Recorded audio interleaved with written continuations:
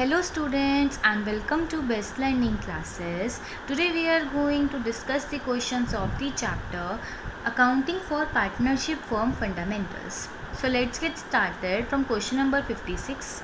1 to 55 तक के सारे क्वेश्चंस हम लास्ट वीडियोस में डिस्कस कर चुके हैं एंड आपको उसका लिंक डिस्क्रिप्शन में मिल जाएगा. प्रॉपर प्लेलिस्ट बनी हुई है, आप जाके चेक कर सकते हैं. ठीक है, तो हम क्वेश्चन नंबर 56 से स्टार्ट करते हैं. इसमें बोला है कि साजल और काजल दो पार्टनर्स हैं जिनकी प्रॉफिट शेयरिंग रेशियो 2:1 है. फर्स्ट इन्फॉर्मेशन ये दे दी. सेकेंडली कह रहे हैं 1 अप्रैल 2023 पे साजल का कैपिटल 5 लाख है और काजल का 4 लाख है. स्टूडेंट, अगर आपको 1 अप्रैल 2023 का कैपिटल अकाउंट का बैलेंस दे रखा है, यानी कि आपको ओपनिंग कैपिटल अकाउंट के बैलेंसेस अवेलेबल करवाए गए हैं. ठीक है, ओके. फिर वो आगे हमसे कह रहे हैं कि interest on capital 5% per annum के अकॉर्डिंगली देना है. तो ये काम तो बहुत आसान हो गया, क्योंकि ओपनिंग कैपिटल जब क्वेश्चन में ऑलरेडी प्रोवाइडेड है तो इंटरेस्ट ऑन कैपिटल निकालना तो बहुत आसान है. फिर वो कह रहे हैं interest on loan advanced by Kajal. देखो, इंटरेस्ट उस लोन के ऊपर एडवांस्ड बाय काजल, यानी कि जो लोन काजल ने दिया उसके ऊपर इंटरेस्ट पूरे साल का देना है. काजल ने कितना लोन दिया था? 3 लाख रुपए का लोन दिया था.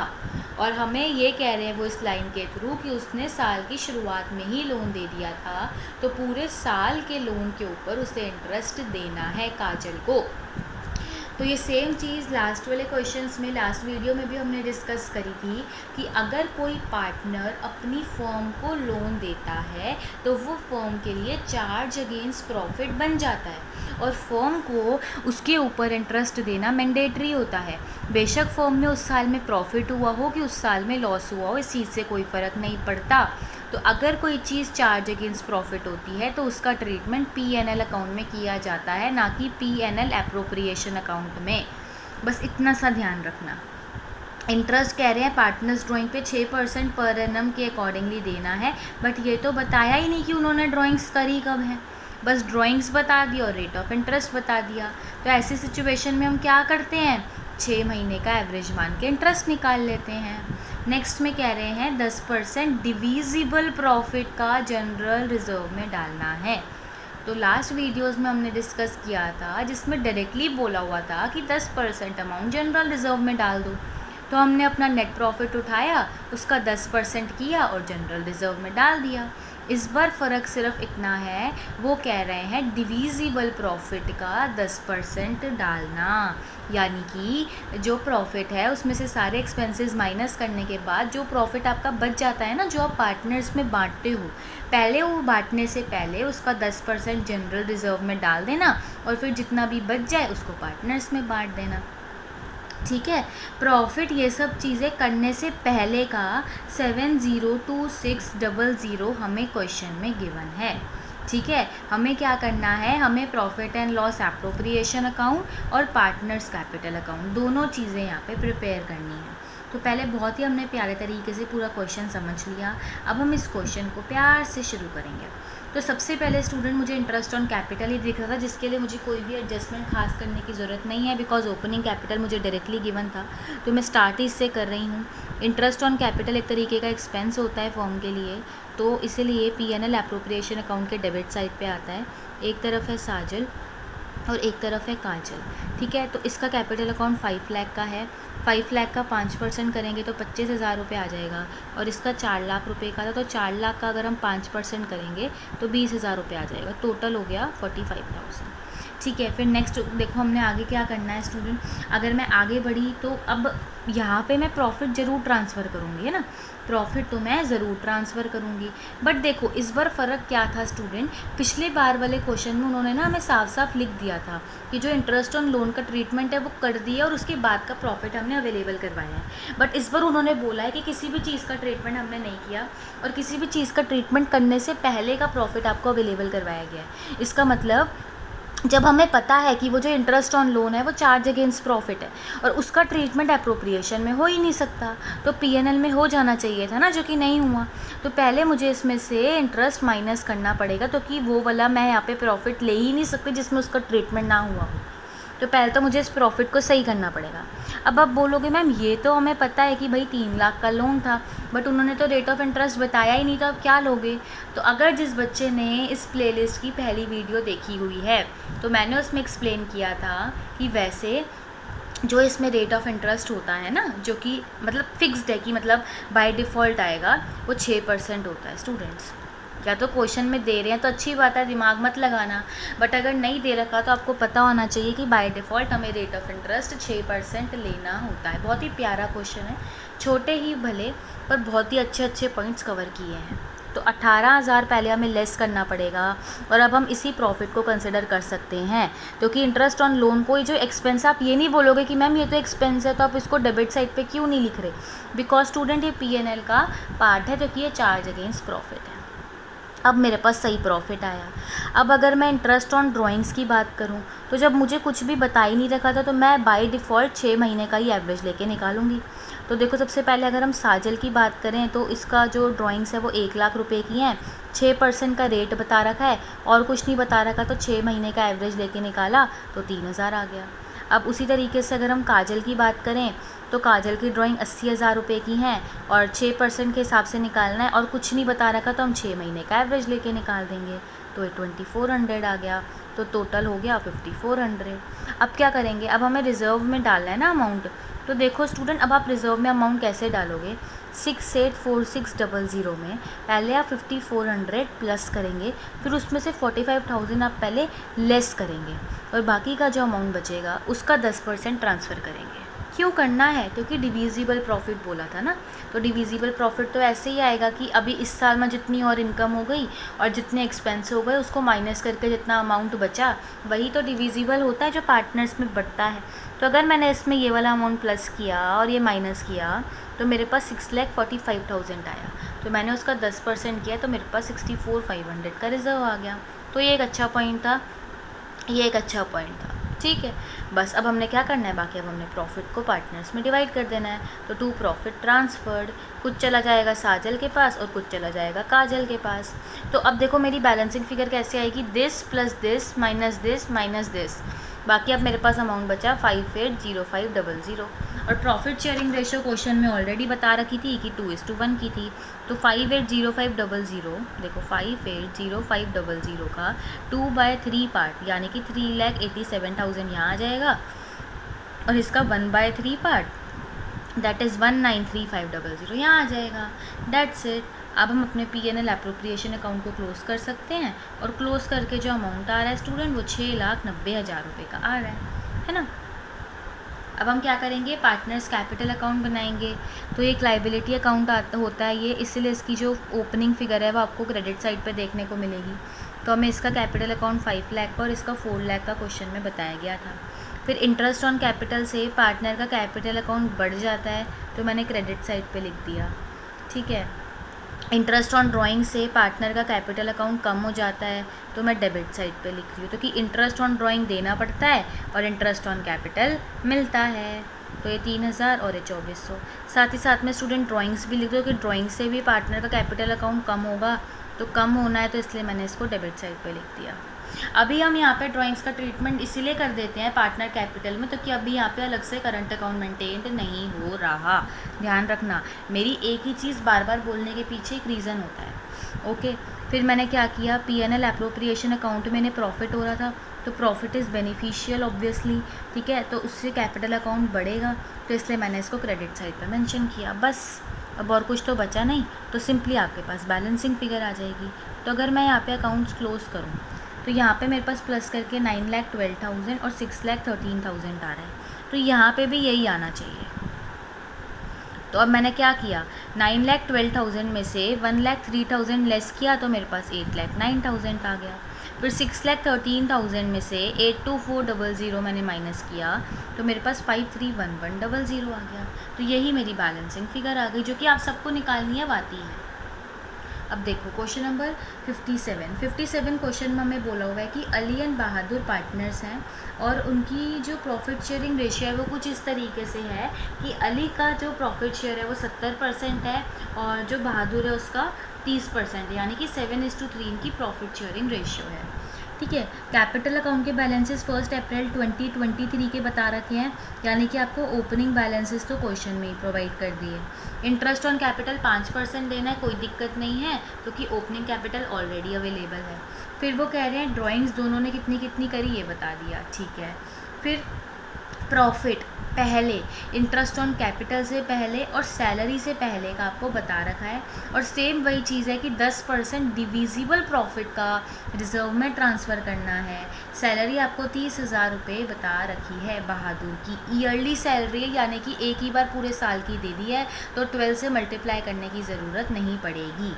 ओके, तो इस बार स्टूडेंट वो लोग करंट अकाउंट और कैपिटल अकाउंट दोनों ही प्रिपेयर कर रहे हैं, तो हमें इसी चीज़ का ध्यान रखना है। अब देखो आप बोलोगे मैम इस क्वेश्चन में they have not asked us P&L appropriation account. Yes you are right, but मैं फिर भी बताऊंगी बिकॉज अगर एग्जाम में क्वेश्चन आया तो हाई चांसेस रहते हैं कि वो आपसे तीनों चीज़ें ही मांगेंगे, यानी कि कैपिटल और करंट अकाउंट और एप्रोप्रिएशन अकाउंट तीनों मांगेंगे, तो मैं आपको इसलिए ये भी साथ में एक्सप्लेन करूँगी। तो P&L एप्रोप्रिएशन अकाउंट की मैंने स्टार्टिंग P&L अकाउंट का प्रॉफिट पुट करने से किया, जो कि 4 लाख रुपए का मेरे को क्वेश्चन में दे रखा था। फिर मैंने नेक्स्ट चीज़ यहाँ पे जो मेंशन करी वो मैंने मेंशन करी इंटरेस्ट ऑन कैपिटल। मेरे पास 2 पार्टनर हैं, एक है अली और एक है बहादुर। ओके स्टूडेंट्स, तो सिंपली करना तो कि ओपनिंग कैपिटल हमें डायरेक्टली क्वेश्चन में गिवन था, तो 2,50,000 रुपये का मैंने 5% किया तो मेरे पास 12,500 आ गया, और मैंने 2 लाख का 5% किया तो मेरे पास 10,000 आ गया, तो ये टोटल स्टूडेंट 22,500 का तो मेरा इंटरेस्ट ऑन कैपिटल आ गया। ठीक है, उसके बाद सिंपली मुझे सैलरी बता रखी थी, टू सैलरी टू बहादुर, तो मुझे इसमें कुछ भी नहीं करना है, तो मैंने डायरेक्टली 30,000 लिख दिया क्योंकि पूरे साल की मुझे गिवन ही थी। फिर मैंने क्या किया, अब मुझे रिज़र्व में ट्रांसफ़र करना है, तो रिज़र्व में आप कैसे ट्रांसफ़र करेंगे स्टूडेंट, 4 लाख में से 22,500 और 30,000 को पहले आप लेस करोगे, फिर आपके पास डिविजिबल प्रॉफिट आएगा जो कि 347500 का आएगा, और उसका हम 10% करते हैं। डिविजिबल प्रॉफिट का मतलब होता है कि जो प्रॉफिट हमारे पास पिछले साल से आया प्लस में इस साल की इनकम माइनस में इस साल के एक्सपेंसेस, तो इनकम तो कोई नहीं थी बट जो ये एक्सपेंसेस थे उसको हमने माइनस किया, डिविजिबल प्रॉफिट आया, उसका 10% मैंने रिजर्व में ट्रांसफ़र कर दिया। बस इसके अलावा और कुछ भी मुझे बोल नहीं रखा था, तो अब मैं सिंपली स्टूडेंट प्रॉफिट को ट्रांसफ़र कर सकती हूँ। तो कुछ अली के पास जाना है और कुछ हमारा बहादुर के पास जाना है, तो ध्यान रखना इस बार जो ये प्रॉफिट्स हैं करंट अकाउंट में जाएंगे, क्योंकि जो कैपिटल, अब ये सेम फिर वही बात आती है स्टूडेंट, मैं ये चीज़ भी ऑलरेडी करंट और कैपिटल अकाउंट की एक सेपरेट वीडियो में एक्सप्लेन कर चुकी हूँ, लिंक डिस्क्रिप्शन में मिल जाएगा, जाके चेक कर लीजिएगा। ठीक है, तो देखो करंट अकाउंट वो अकाउंट होते हैं जिसमें हम interest on capital, interest on drawing, ये सब का ट्रीटमेंट करते हैं, और जो कैपिटल अकाउंट होता है उसमें सिर्फ और सिर्फ क्या जाता है, अगर कोई एडिशन हो रहा है तो वो, और अगर कोई विड्रॉल हो रहा है तो वो। और ऐसा कब होता है, जब वो पार्टनर्स कैपिटल और करंट दोनों अकाउंट मेंटेन कर रहे हैं, और अगर ऐसा कुछ है ही नहीं तो हम जैसे अभी तक सारे क्वेश्चंस में करते आए हैं, एक ही कैपिटल अकाउंट बनाते थे और उसी में ट्रीटमेंट करते थे। बट जब इस क्वेश्चन में स्पेसिफिकली बोल दिया है कि वो पार्टनर कैपिटल अकाउंट भी बना रहे हैं और करंट अकाउंट भी बना रहे हैं, तो आपको इस चीज़ का ध्यान रखना पड़ेगा कि प्रॉफिट हो, लॉस हो, इंटरेस्ट ऑन कैपिटल हो या इंटरेस्ट ऑन ड्राइंग हो या सैलरी हो, इन सब का ट्रीटमेंट करंट अकाउंट में किया जाएगा। ठीक है, तो अब मैंने यही किया कि मेरे पास जो यहाँ पे बैलेंसिंग फिगर आई ना वो 312,750 की आई। कैसे आई, 4 लाख माइनस 22,500 माइनस 30,000 माइनस 34750, फिर मेरे पास ये बैलेंसिंग फिगर निकल के आई। अब इसको मैंने क्या किया, इसका 70% अली के अकाउंट में डाल दिया, दैट इज़ 218,925, और इसका 30% दैट इज़ 93825 मैंने बहादुर के अकाउंट में डाल दिया। That's it. अब मैं अपने यहाँ पे P&L एप्रोप्रिएशन अकाउंट को क्लोज कर सकती हूँ, 4 लाख इधर और 4 लाख इधर स्टूडेंट्स। तो ये सिर्फ समझाने के लिए था, क्वेश्चन में तो मांगा नहीं था। अब हम क्या करेंगे, अब हम पार्टनर्स करंट और पार्टनर्स कैपिटल अकाउंट बनाएंगे। तो चलिए बनाते हैं। तो एक तरफ अली एक तरफ बहादुर। क्या आपको कोई ओपनिंग फिगर यहाँ पे क्वेश्चन में करंट अकाउंट की दे रखी थी? नहीं दे रखी थी, छोड़ दीजिए। उसके बाद इंटरेस्ट ऑन कैपिटल था क्वेश्चन में, यस। तो जितना आया था इधर आया था 12,500, इधर 10,000। ध्यान रखना मैं सब कुछ करंट अकाउंट में पुट कर रही हूँ। फिर पार्टनर की सैलरी होगी तो वो भी यहीं आएगी, 2 पार्टनर्स सैलरी, ठीक है, जो कि 30,000 रुपये की थी, वो भी सिर्फ बहादुर की थी, तो इसलिए मैंने बहादुर में डाला। ये अली, ये बहादुर, ये अली, ये बहादुर, ठीक है, ओके। इसके बाद नेक्स्ट क्या था स्टूडेंट, P&L एप्रोप्रिएशन अकाउंट में प्रॉफिट हुआ था, तो वो प्रॉफिट डाल दिया आपने 218,925 एंड 93825। ओके, और इसके बाद क्या था, मैं ड्राइंग्स के बारे में बता रखा था, तो मैंने यहाँ लिख दिया 2 ड्राइंग्स। ठीक है, तो अली की कितनी थी 35,000 की और यहाँ 25,000 की। अब अगर आपके माइंड में क्वेश्चन आ रहा है कि इस बार इंटरेस्ट ऑन ड्राइंग क्यों नहीं लिया, क्योंकि इस बार हमें rate of interest on drawing भी क्वेश्चन में नहीं बता रखा। बस इसके अलावा और कुछ नहीं है, तो मैं सिंपली अब अपनी बैलेंसिंग फिगर निकाल दूंगी स्टूडेंट्स। तो अगर मैं टोटल करूँ इधर का और इधर का, देखो टोटल करके आ रहा है 231425 133825। इस साइड करो तो 231425 एंड 133,825 है ना। तो अब देखो मुझे तो दोनों साइड का टोटल बराबर चाहिए, तो 133,825 में से मैंने 25,000 माइनस किया, तो मेरे पास 108825 की बैलेंसिंग फिगर आ गई बहादुर की, और 231425 में से मैंने 35,000 लेस किया, तो 196425 की बैलेंसिंग फिगर आ गई अली की। ठीक है, अब कैपिटल अकाउंट में क्या करेंगे, कैपिटल अकाउंट में सिर्फ ना 2 ही चीज़ें आती हैं यार, अगर वो कुछ एडिशन कर रहे हैं कैपिटल का तो वो, और अगर कुछ विड्रॉल कर रहे हैं तो वो, जो कि दोनों में से कुछ भी नहीं है। तो सिंपली मेरे पास बैलेंसिंग फिगर सिर्फ अवेलेबल थी 25,000 रुपये की और 20,000 रुपये की, वो लिख दी, और कुछ तो था ही नहीं, तो मैंने सिंपली इसी को ही बैलेंस कैरेट डाउन बना दिया, ख़त्म हो गया अकाउंट। ठीक है, और कुछ भी नहीं आएगा, तो कि ना ही कुछ एडिशन गिवन है और ना ही कुछ विड्रॉल गिवन है, तो क्या लिखेंगे, अपने हिसाब से थोड़ा ना कुछ भी बना देंगे। जब कुछ गिवन ही नहीं है तो ऐसे ही बनाओ और उसी को ही कैरेट डाउन बनाओ और क्वेश्चन को फिनिश करो। तो क्वेश्चन क्या मुश्किल था, क्वेश्चन मुश्किल नहीं था, बस उन्होंने एक क्वेश्चन आपसे करवा के अभी देखा है जिसमें कैपिटल अकाउंट भी मेंटेन हो रहा हो और करंट अकाउंट भी मेंटेन हो रहा हो। तो ध्यान रखना, जब कैपिटल और करंट अकाउंट मेंटेन होता है तो किस तरीके से क्वेश्चन किया जाता है। गलती यहाँ पे सिर्फ एक इतनी सी हो सकती है कि हम लोग ओपनिंग फिगर गलत पुट कर सकते हैं कि ये वाली ओपनिंग फिगर हम यहीं डाल दें, वो गड़बड़ हो जाएगा। चलिए, क्वेश्चन नंबर 58 में बोला है कि कबीर, जोरावर और पारुल जो है वो पार्टनर्स हैं जिनकी प्रॉफिट शेयरिंग रेशियो 5:3:2 में 2 है। 1 अप्रैल 2023 के अगेन हमें कैपिटल अकाउंट के बैलेंसेस बता रखे हैं, यानी कि ओपनिंग कैपिटल अकाउंट बैलेंस हमें प्रोवाइड कर रखा है, जो कि बहुत ही अच्छी बात है। फिर कबीर और जोरावर दोनों को 24,000 रुपये की सैलरी पर एनम मिलनी है, यानी कि फिर से पूरे साल की दे रखी है, तो 12 से मल्टीप्लाई करने की ज़रूरत नहीं पड़ेगी। पारुल को कमीशन देना है 2% सेल्स का, क्या सेल्स क्वेश्चन में गिवन है, येस गिवन है 50 लाख रुपीज़ की। इंटरेस्ट ऑन कैपिटल 5% देना है, तो कोई दिक्कत ही नहीं है क्योंकि ओपनिंग कैपिटल ऑलरेडी प्रोवाइडेड है। फिर वो कह रहे हैं इंटरेस्ट ऑन ड्राइंग 5% देना है, ठीक है दे देंगे, तो कि हमें बता रखा है ना कि ड्राइंग्स जो हैं दोनों पार्टनर कितनी कर रहे हैं, 60,000 रुपीज़ की कर रहे हैं।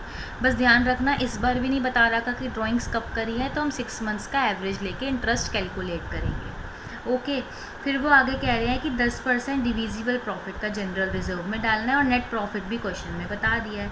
तो यार सेम वही क्वेश्चन रिपीट हो गया है, इसमें भी कुछ अलग नहीं है, पर देखते हैं कि क्या रीज़न उनका है ऐसा सेम देने का, क्या कोई और एडजस्टमेंट है जो कि इस क्वेश्चन में छिपी हुई हो। तो सबसे पहले मैंने यहाँ पे क्या किया स्टूडेंट्स, मैंने ना नेट प्रॉफिट लिखा, जो कि उन्होंने मुझे बता रखा था 155,500 का, है ना। अब मैंने क्या किया, मुझे दे रखा है उन्होंने इंटरेस्ट ऑन कैपिटल और इंटरेस्ट ऑन ड्राइंग्स भी मेरे पास अवेलेबल है, तो मैंने यहाँ पे लिख लिया बाय इंटरेस्ट ऑन ड्राइंग्स। तो एक तरफ है मेरे पास कबीर, एक तरफ जोरावर और एक तरफ है पारुल। तो इंटरेस्ट ऑन ड्राइंग देखो 60,000 की ड्राइंग तीनों पार्टनर्स कर रहे हैं, और rate of interest on drawing आपको कितना बता रखा है, 5% का बता रखा है। तो देखो 60,000 की ड्राइंग्स हैं, 5% का रेट ऑफ इंटरेस्ट है, और जब कुछ ना बता रखा हो कि कब ड्राइंग करी है, तब 6 महीने का एवरेज लेके इंटरेस्ट निकालते हो। तो तीनों का जो इंटरेस्ट ऑन ड्राइंग है वो 1500, 1500 और 1500 आ गया, जिसका टोटल हो गया 4,500 रुपीज़, है ना। अब जब मैंने स्टूडेंट हुआ क्या इस क्वेश्चन में, मेरे पास 5,20,000 का और 3,20,000 का और 2 लाख रुपीज़ का ओपनिंग कैपिटल अवेलेबल था, और जब मैंने इन तीनों का 5-5% किया तो वो मेरे पास क्या आया, I will show you, wait. ये देखिए मैं आपको समझाती हूँ। सबसे पहले मैंने क्या किया, मैंने निकाला interest on capital. Okay, interest on capital, तो इंटरेस्ट ऑन कैपिटल 5% के अकॉर्डिंगली निकालना था, तो मैंने इन तीनों पार्टनर के ओपनिंग कैपिटल का 5% कर दिया, और मेरे पास तीनों पार्टनर का इंटरेस्ट ऑन कैपिटल आ गया। नेक्स्ट उन्होंने क्या बोला हुआ था स्टूडेंट, नेक्स्ट हमें बोला हुआ था पारुल को 2% कमीशन देना है नेट सेल्स का, तो मैंने कमीशन यहाँ पे कैलकुलेट करा। तो 50 लाख की नेट सेल थी तो मैंने उसका निकाला, तो यहाँ पे मेरे पास 1 लाख आ गया। फिर सैलरी हमें देनी थी तो 24,000 डायरेक्टली पूरे साल की बता रखी थी, तो मैंने वो लिख दी। तब जब मैंने देखा तो मेरे पास स्टूडेंट टोटल करके कितना आ रहा है, मेरे पास आ रहा है 50,000, 40,000 और 1,10,000, यानी कि तीनों को इतना इतना देना है। तो ये टोटल कितना हो गया, 50,000 प्लस 40,000 90,000 प्लस 1,10,000 2 लाख रुपये। अब मैं चेक करती हूँ मेरे पास प्रॉफिट कितना है, तो मैंने देखा यार नेट प्रॉफिट तो मेरे पास इतना है, और इस साल की इनकम मैंने 4500 कमाई है इंटरेस्ट ऑन ड्राइंग से। तो टोटल मैं डिस्ट्रीब्यूट इतना कर सकती हूँ, और डिस्ट्रीब्यूट करने के लिए जो टोटल अमाउंट आ गया है वो तो 2 लाख रुपये आ गया है। तो ऐसा तो पॉसिबल ही नहीं है, क्योंकि पीएनएल एप्रोप्रिएशन अकाउंट तो कहता ही है कि भाई जितना प्रॉफिट अवेलेबल हो सिर्फ उतना ही पार्टनर्स में बांटना, उसके ज़्यादा तुम्हें बांटने की ज़रूरत ही नहीं है। तो भाई मैं तो ये समझ गई कि यहाँ तो क्वेश्चन कुछ गड़बड़ा गया, क्योंकि मेरे अगर मैं इंटरेस्ट ऑन कैपिटल, सैलरी और कमीशन जितनी जितनी निकल रही है, अगर मैं इतनी इतनी बांट दूँगी तो ये तो गलत हो जाएगा, क्योंकि पीएनएल एप्रोप्रिएशन अकाउंट तो कहता ही ये है। भाई अगर एक चीज़ बताओ, अगर वो भी इसी तरीके से बांट देंगे और अगर लॉस ले आएंगे तो फिर पीएनएल अकाउंट और पीएनएल एप्रोप्रिएशन अकाउंट में फ़र्क ही क्या रहेगा, कुछ तो फ़र्क होना चाहिए। तो यही है वो फ़र्क जो कहता है कि जितना प्रॉफिट अवेलेबल है सिर्फ उतनी ही एप्रोप्रिएशन हम पार्टनर्स में बांट सकते हैं, इससे ज़्यादा नहीं बांट सकते। तो सेम ऐसा क्वेश्चन हम पहले भी डिस्कस कर चुके हैं, कुछ भी अलग नहीं है, बस फ़र्क इतना है कि उसमें सिर्फ इंटरेस्ट ऑन कैपिटल था, बट यहाँ पे उन्होंने साथ में सैलरी भी दे दी और कमीशन भी दे दिया है। अब आप क्या करोगे, जितनी जितनी इनकी एप्रोप्रिएशन आई है ना, इसका रेशियो हम क्या बना सकते हैं, 5:4 में 11 है ना, क्योंकि 4 से 4 जीरो तो तीनों जगह कट जाएंगे। तो 5:4:11 की रेशियो में हम लोग 1,60,000 को ही बांट देंगे। समझ में आया, यानी कि जितनी जितनी उनकी अप्रोप्रिएशन थी पहले हमने उसका निकाला रेशियो और उसको प्रॉफिट को उस रेशियो में बांट दिया। सेम यही हमने लास्ट क्वेश्चन में भी किया था, जिसमें सेम ऐसा ही आया था। तो जब भी अगर अप्रोप्रिएशंस अवेलेबल प्रॉफिट से ज़्यादा हो जाती है तो हम क्या करते हैं, उन अप्रोप्रिएशंस का पहले रेशियो निकालते हैं और फिर अवेलेबल प्रॉफिट को उस रेशियो में बांट देते हैं। समझ में आया। तो वही सेम चीज़ हम यहाँ पे भी करेंगे कि अब मैंने सबसे पहले क्या किया, मैंने अपनी टोटल अप्रोप्रिएशन देखी कितनी बन रही थी, उन अप्रोप्रिएशन का एक रेशियो बनाया, फिर रेशियो बनाने के बाद मैंने अपने अवेलेबल प्रॉफिट को उस रेशियो में बांट देना है। तो 1,60,000 का अवेलेबल प्रॉफिट था, तो 5/20 है ना, तो 40,000 चला गया कबीर के पास। फिर 1,60,000 है, उसका 4/20 करा तो 32,000 चला गया जोरावर के पास। और 1,60,000 का 11/20 आया तो उसका मतलब आ गया 88,000, तो ये चला गया पारुल के पास। दैट्स इट, हमने डिस्ट्रीब्यूट कर दिया स्टूडेंट्स। तो ये एक तरीका होता है इसको करने का, है ना। तो अब मतलब मुझे यहाँ पे कोई भी इंटरेस्ट ऑन कैपिटल या कुछ भी मेंशन नहीं करना, मैं सिर्फ लिखूँगी टू प्रॉफिट ट्रांसफर्ड, और जो प्रॉफिट अभी हमने निकाला है वो कबीर, जोरावर और पारुल में बांट देंगे। 40,000 यहाँ पे, 32,000 यहाँ पे और 88,000 यहाँ पे, इसको टोटल करके 1,60,000 आ गया। तो अब ये अकाउंट भी मेरा क्लोज हो जाएगा 1,60,000 पे। तो बहुत ही अच्छा क्वेश्चन है ये, क्योंकि क्या होता है इस क्वेश्चन में हम अटक जाते हैं, मतलब पता है क्या, अटकते नहीं हैं हम पता है क्या करते हैं, हम ना सिंपली बांट देते हैं और लॉस दिखा देते हैं और ख़त्म कर देते हैं क्वेश्चन को। स्टूडेंट अगर आप लॉस दिखा दोगे तो पीएनएल और पीएनएल एप्रोप्रिएशन में कोई फ़र्क ही नहीं बचेगा। तो स्टेप्स याद रखना, फर्स्ट स्टेप में आप पहले बताओगे कि आपकी टोटल एप्रोप्रिएशन कितनी हो रही है और उस एप्रोप्रिएशन का पहले रेशियो निकालोगे। फिर आप अब देखोगे आपके पास कितना अवेलेबल प्रॉफिट है, ठीक है, और फिर उस अवेलेबल प्रॉफिट को इस रेशियो में बांट देना जो भी आपने एप्रोप्रिएशन का रेशियो निकाला है, और आपके पास आपका आंसर आपके सामने अवेलेबल होगा स्टूडेंट्स, ठीक है। तो फिर अब आप ये बोलोगे मैम पता कैसे लगेगा कि एप्रोप्रिएशन ज़्यादा है, देख लेना ना, क्योंकि देखो पीएनएल अकाउंट में एप्रोप्रिएशंस की वजह से लॉस हो तो वो नहीं चलेगा, ठीक है। हाँ, तो बस ये ध्यान रखना। अब मैं कुछ ज़्यादा बातें जब जैसे जैसे क्वेश्चंस आएंगे तब एक्सप्लेन करूँगी, अदरवाइज़ आप कंफ्यूज हो जाएंगे, ओके। चलिए अब क्वेश्चन नंबर 59 में हमें बोला हुआ है कि एक्स एंड वाई जो है वो पार्टनरशिप में कब आए, 1 अप्रैल 2018 को आए। अगेन हमें इन दोनों के कैपिटल अकाउंट के बैलेंसेस बता रखे हैं, बहुत अच्छी बात है। फिर वो हमसे कह रहे हैं 1 अक्टूबर 2023 को एक्स ने 50,000 का लोन दिया। स्टूडेंट अगर लोन कोई पार्टनर फर्म को देता है तो वो चार्ज अगेंस्ट प्रॉफिट होता है, ये समझ जाओ। दिया कब है, 1 अक्टूबर को दिया है, यानी कि इसको इंटरेस्ट मिलेगा तो 6 महीने का मिलेगा, अक्टूबर, नवंबर, दिसंबर, जनवरी, फरवरी, मार्च, 6 महीने का, ओके। आगे कह रहे हैं वो 20% of profit before charging interest on drawing but after making appropriations was to be transfer to general reserve. यार वो लोग सिर्फ लैंग्वेज चेंज कर देते हैं, कुछ भी अलग नहीं होता है। वो कह रहे हैं भाई इंटरेस्ट ऑन ड्राइंग को भूल जाना, ठीक है, बट इंटरेस्ट ऑन कैपिटल या फिर बाकी की जितनी भी अप्रोप्रिएशंस है वो सब कर लेना, बस इंटरेस्ट ऑन ड्राइंग को भूल जाना। उसके बाद का आपके पास जितना भी प्रॉफिट बचेगा उसका 20% जनरल रिजर्व में डाल देना। क्या कोई मुश्किल है? नहीं है, बस लैंग्वेज घुमा देते हैं, हम थोड़ा सा घूम जाते हैं, अब घूमना नहीं है। बस इंटरेस्ट ऑन कैपिटल 12% देना है और इंटरेस्ट ऑन ड्राइंग 10% देना है, ठीक है। एक्स को मंथली सैलरी बता रखी है, तो मंथली है तो पहले आपको 12 से मल्टीप्लाई करके पूरे साल की निकालनी पड़ेगी। और वाई की क्वार्टरली सैलरी बता रखी है, तो एक साल में 4 क्वार्टर होते हैं, तो पूरे साल की निकालने के लिए पहले आपको उसको 4 से मल्टीप्लाई करना पड़ेगा। फिर वो कह रहे हैं कि एक्स को 5% कमीशन देना है सेल्स का, और सेल्स भी बता रखे हैं 3,50,000 रुपये की है। प्रॉफिट को 1,75,000 तक के प्रॉफिट को कैपिटल के रेशियो में बांटना है, और अगर उसके ऊपर कोई प्रॉफिट होता है तो उसको इक्वली बांट देना है। तो ऐसा क्वेश्चन तो हम पहले भी कर चुके हैं ना, जिसमें उन्होंने हमें एक्सप्लेन किया था कि यहाँ से यहाँ तक का प्रॉफिट ऐसे बांटो, यहाँ से यहाँ तक का प्रॉफिट ऐसे बांटो। ये तो हम पहले भी कर चुके हैं, तो इसमें तो कोई भी दिक्कत नहीं है।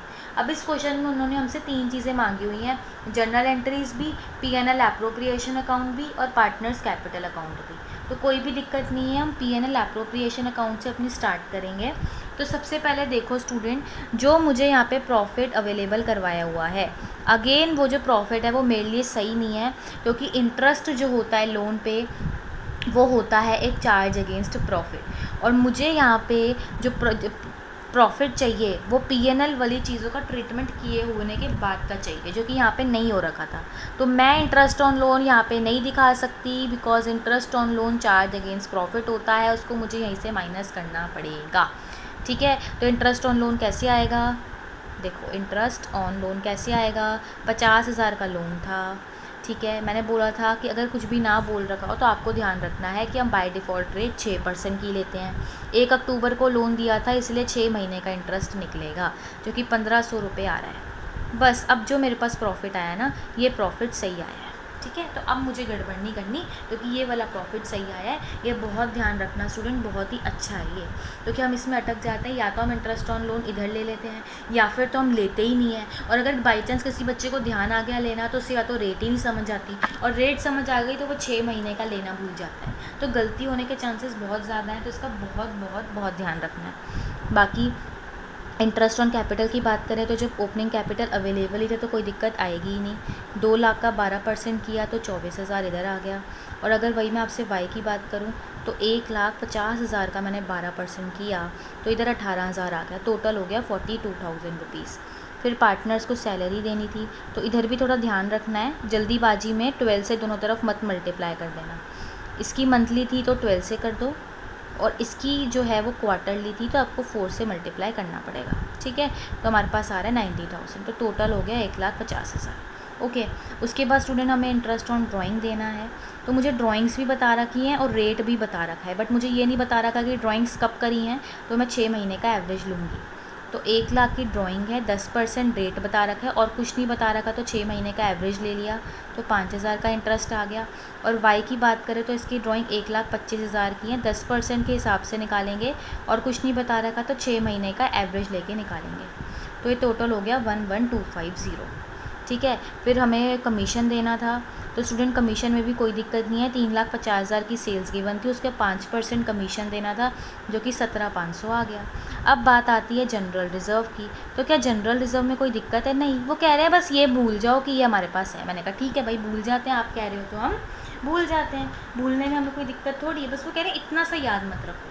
तो देखो कैसे निकलेगा जनरल रिज़र्व, 459500 का तो डिविजिबल प्रॉफिट आया, इसमें से आपने 42,000 का इंटरेस्ट ऑन कैपिटल, 1,50,000 रुपये की सैलरी और 17,500 का कमीशन माइनस कर दिया। बस मतलब इंटरेस्ट ऑन ड्राइंग हम भूल गए कि क्वेश्चन में थी भी, बोला था 20% ट्रांसफ़र करना है तो इसका 20% निकाल देंगे। तो ये सारा माइनस करके 2,50,000 आया, उसका मैंने 20% किया, तो जनरल रिज़र्व मेरे पास 50,000 रुपये का आ गया। तो यही सेम चीज़ अब आप पीएनएल एप्रोप्रिएशन अकाउंट में मेंशन कर देना कि जनरल रिज़र्व 50,000 रुपीज़ का आ रहा है।